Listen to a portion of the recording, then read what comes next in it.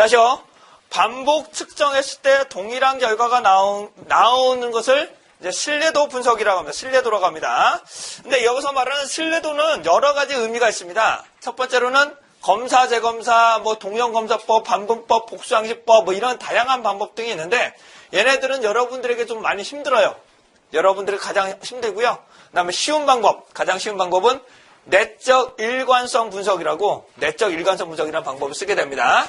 자, 내적 일관성 분석이라는 것은, 신뢰도는 크게 두 가지로 구분될 수가 있는데, 신뢰도는 설문지, 즉, 측정 도구가 신뢰할 수 있느냐. 두 번째로는 응답자가 신뢰할 수 있느냐. 요 두 가지로 구분할 수 있을 것으로 보여집니다. 다시요. 신뢰도라 하면 측정 도구 자체가 신뢰할 수 있느냐.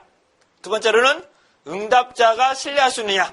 이 두 가지로 분류할 수 있는데, 내적 일관성 분석이라는 것은 응답자들이 신뢰할 수 있느냐, 응답자들이 신뢰할 수 있는가를 판별하는 것들이 이제 내적 일관성 분석이라고 합니다. 즉, 첫 번째 보고서에 응답자의 신뢰도 분석, 요 크롬바 알파를 사용하셔서 0.6 이상이 나오면 응답자들이 상당히 신뢰하고 있다라고 나오면 요 분석 보고서는 가정이 잘 충족이 될 것으로 보여집니다. 자, 이런 검사, 재검사, 동형 이런 것들은 상당히 어려워요. 여러분들에게 좀 어렵고, 내적 일관성 분석만 실시해 보도록 하겠습니다.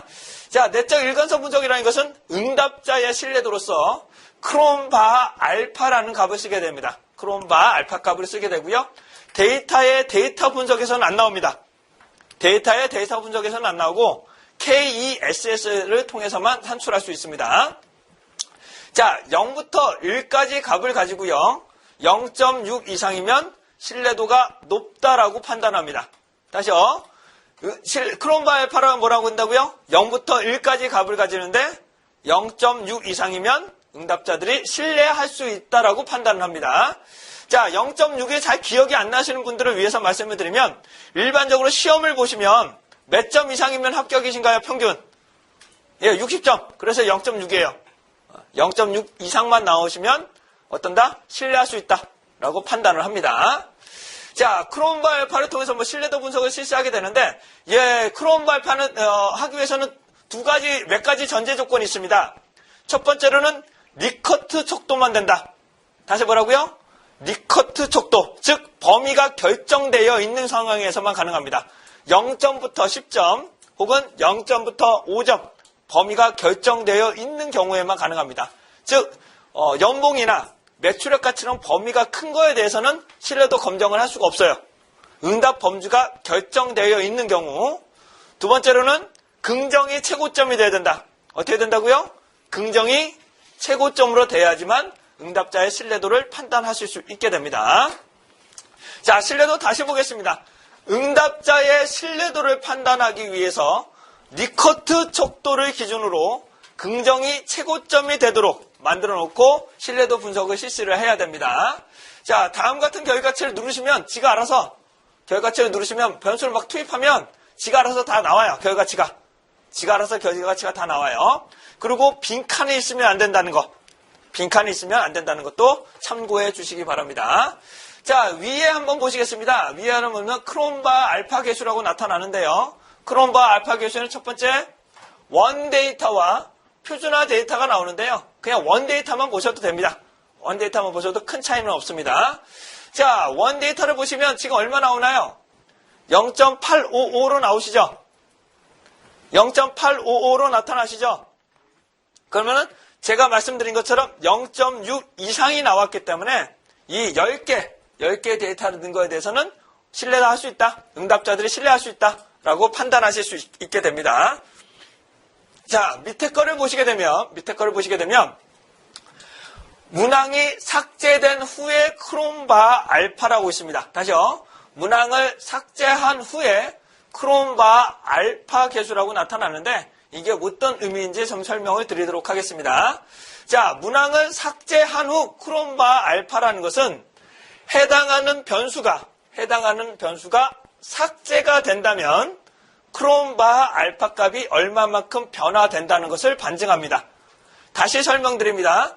K1이 삭제가 된다면 여러 가지 10개 중에 K1이라는 변수를 삭제하면 9개에 대한 크롬바 알파 값이 얼마 나온다고요?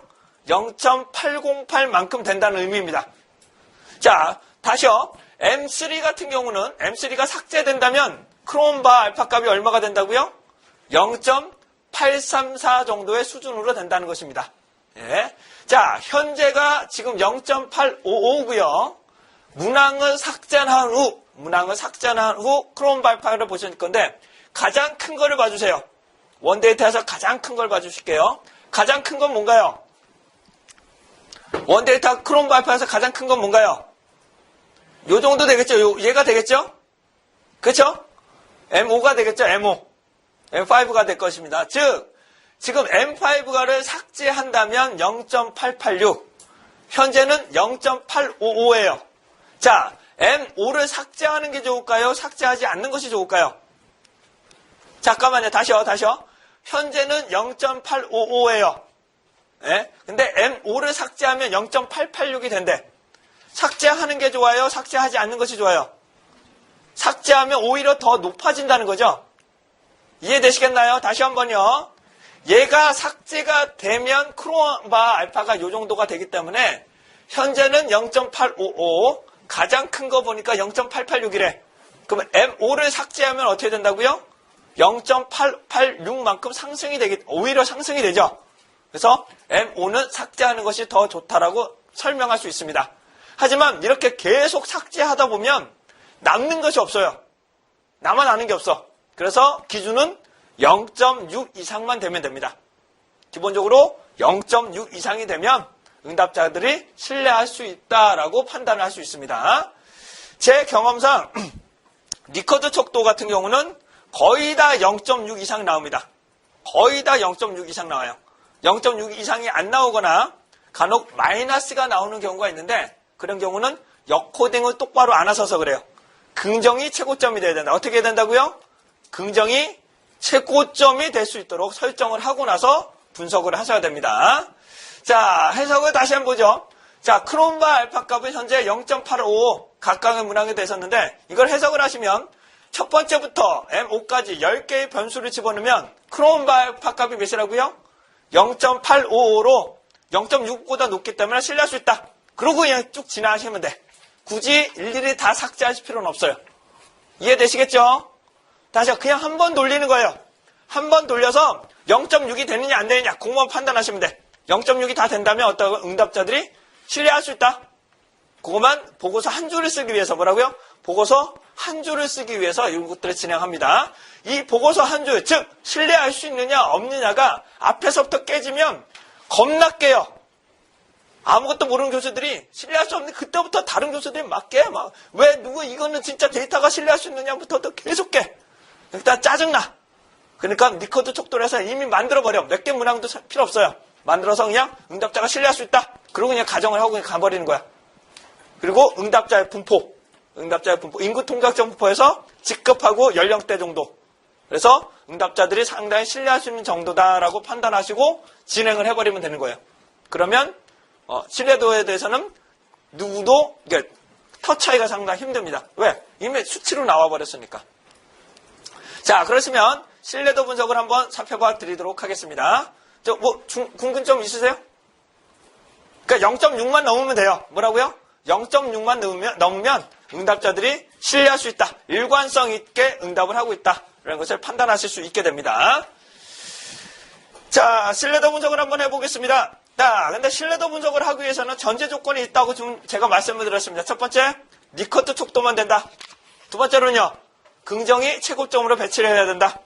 따라서 설문지를 보시게 되면 158쪽부터 159쪽까지를 보시게 되면 다양한 설문 문제 등이 있는데요. 1번부터 22번까지는 어떤가요? 1번부터 22번까지는 다 리커트 촉도죠. 다 리커트 촉도죠. 158쪽부터 159쪽이요. 1번부터 22번까지 모두 리커트 촉도죠. 네. 그리고 모두 긍정이 최고점으로 분포되어 있습니다. 얘를 가지고 그냥 리커트 촉도를 통하는 신뢰도 분석을 한번 실시해 보도록 하겠습니다. 제가 얘를 가지고 한번 돌려보겠습니다. 현재 다 무응답이 없다고 가정하고요. 현재 무응답이 없다고 가정하고 진행을 해보도록 하겠습니다. 자, 여기 보시면 추가 기능에 통계 분석이라고 있습니다. 자, 추가 기능의 통계 분석. 여기 보시면 설문 분석에 신뢰도 분석이라고 있으십니다. 신뢰도 분석 있으신가요? 네, 신뢰도 분석이라고 있으실 거예요. 자, 신뢰도 분석을 누르시면 제가 투입하고자 하는 1번, 2번, 3번, 4번, 5번, 6번까지 넣을게요. 그냥. 모르니까 그냥 제가 6번까지만 우선 넣어보도록 하겠습니다. 더 넣으셔도 상관없어요. 네, 뭐 10번까지 넣으셔도 되고. 원칙은 22번까지 다 넣으셔야 돼요. 니코트 척도이기 때문에. 근데 요 정도만 넣고 진행을 해보겠습니다. 자, 투입한 변수에서 확인 눌러보겠습니다. 확인. 자, 확인을 눌러보시면 다음과 같은 상관 계수값이 나타나고 크롬바 알파 값들이 나타납니다. 크롬바 알파 값 나타나시나요? 크롬바 알파 값 나타나시나요? 자, 크롬바 알파 값이 나타나시는데 여기 보시면 지금 값이 얼마인가요?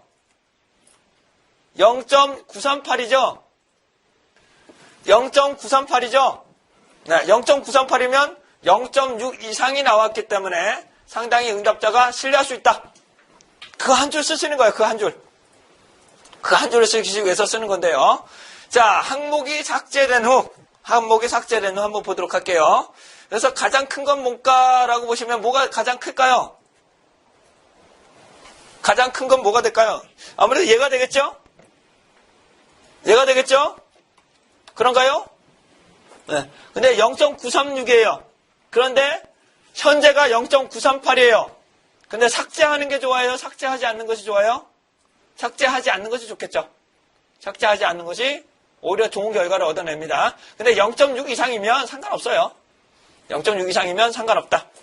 자, 그러시다면 제가 질적 척도를 한번 넣어보겠습니다. 질적 척도로. 질적 척도는 안 될 텐데. 연령. 21, 22, 연령 넣어보겠습니다. 다시 어떻게 해요? 21, 22, 연령을 한번 넣어볼게요. 제대로 나오는지 한번 보도록 하죠. 자, 통계 분석에서 설문 분석의 신뢰도 분석 보겠습니다. 첫 번째 21, 그 다음에 22, 그 다음에 연령을 한번 넣어보겠습니다. 근데 연령은 제가 숫자로 되어 있다고 해서 무조건 넣으시면 안 되는 이유를 한번 보시죠. 한번 돌려보겠습니다. 그 결과 얼마가 나오셨나요 지금?